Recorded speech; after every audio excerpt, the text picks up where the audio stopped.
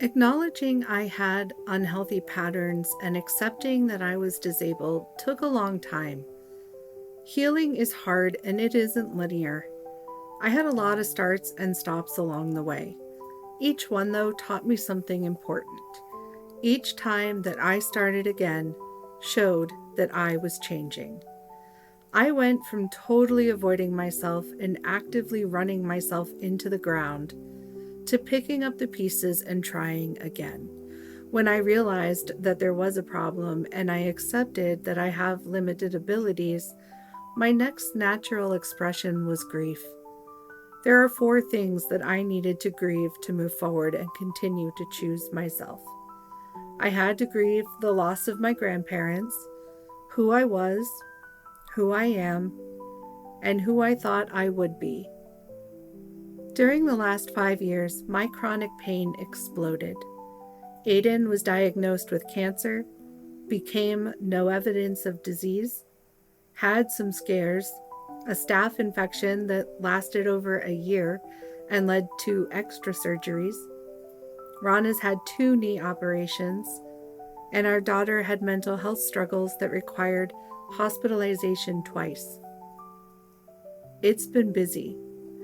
But during this, since I worked remotely from the church and I could control photography, I took over the care of my grandparents and their medical needs. In their 80s, at that point, there was a lot of needs. Papa had dialysis, Nana had her eyes and her kidney issue. He also had diabetes. Towards the end, Papa also had dementia. A lot of things irritated him, and he was confused a lot.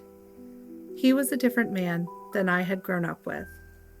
I had sort of already grieved the Papa that I had grown up with at that point, but it didn't mean that I didn't fiercely love him at the end. He was just different, but I loved him no matter the stage he was in. I had a hard time with routines, so driving him to dialysis was just too much for me. He also needed a shot every night of insulin. My aunt and uncle and my brother and his fiance lived near my grandparents. I would get so angry that no one was offering to do these things, that I would just get so resentful. The actual tasks were not hard, but driving 25 minutes to do them became a lot on me when it was daily for the shot and 3 times a week for dialysis, plus all of the doctor appointments for both of them. So, in keeping with my pattern, instead of speaking up, it festered until I got so angry I sent an email to my whole family that opened with the line, "I am not okay." Looking back, it never had to get to that, but I just could not ask for help. My aunt and uncle took over the rides, and my brother's fiance did the shots. I continued to do the doctor stuff, though, because I had the best ability and understanding. The medical world is kind of my world. At the end, my uncle and I were the proxies for my grandparents, and we made the decisions. Papa was first. It was far too drawn out, but I had never been in that position before and had no idea what to expect. He wasn't conscious for the last couple of days, and I was alone with him when he passed. I held his hand and told him that I would take care of Nana and that I was going to stay in the hospital until the end. Within the hour, I felt his last heartbeat. My grandmother was unexpected. She had been in decline, but I wasn't expecting it to turn so quickly. I had just made it back to Gloucester when the hospital called. They didn't think the thing that they were trying was working, and they wanted me to come back. I called my uncle and turned around. We met at the ICU waiting room and went in together. Papa had been unconscious, but Nana knew what was happening. Something came over me, and I grabbed her hand and I leaned in and stared into her eyes, and I thanked her for everything that she has ever done for me in my life. I told her that I loved her and I was so proud of her, that she had fought hard and never gave up. And this was not her. This was her body, and it's okay. She didn't say anything to me, but she stared into my soul so deeply that it said everything. She became incredibly uncomfortable shortly after that, and they wouldn't move her because of how medically fragile she was. So when I couldn't stand to see her like that anymore, I called it CMO.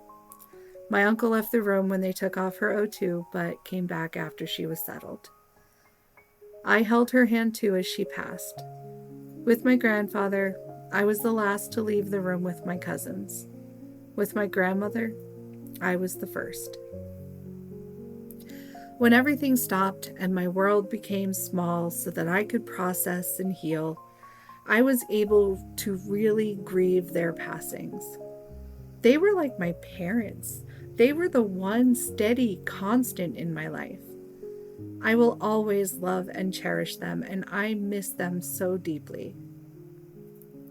I will admit that the next part of my healing was really challenging. I had spent my life avoiding myself. Grieving me meant actually caring about me. It meant facing a lot of things that were going to hurt. And it did, but it was so worth it. I had to grieve and let go of who I had been, even though who I was incredibly unhealthy and it wasn't a sustainable way to live. I was still always moving, and now my world had completely stopped. The loss of one's mobility and ability to function on a daily basis is demoralizing and embarrassing. I was no longer the person who could do it all. Processing this aspect of my life made me realize something. I took my family for granted. I was a people person who could never say no. I wanted to help everyone, even at the expense of seeing my family. Ron and I were ships passing in the night. Aiden was diagnosed with cancer, a rare and aggressive cancer. I could have lost him. And my daughter. Tomorrow is not promised, and I wasted a lot of years on everyone else. Sure, I may have been present, but I was never really present. My mind was always running in the future. I was listening to you, but I was thinking of all the other things that I had to do. I was never in the moment. But now all I have is the moment. And that led me to grieve who I am now. I am disabled. I can no longer spend a day running errands or go to the mall and walk the length several times with my friend and her kids. I made my world so small, and so all I could do was go to the doctor and that one mall date a week with my friend. And even then, we had to adapt where we parked, and I could only do one length at this point while pushing her stroller and taking breaks. But this has allowed me to process and heal a lot, so I am grateful for the time and the ability to do it. Then there's grieving my future. It is hard because I'm at a place where I am good now, emotionally and mentally stable and healthy, and my physical self is so limited. I'm not sure what the future looks like for me. I know that things like hiking and outdoor activities would be really, really hard. But I also know that I can adapt and change things to make them easier. My whole mindset has changed since choosing myself, and it is really wild.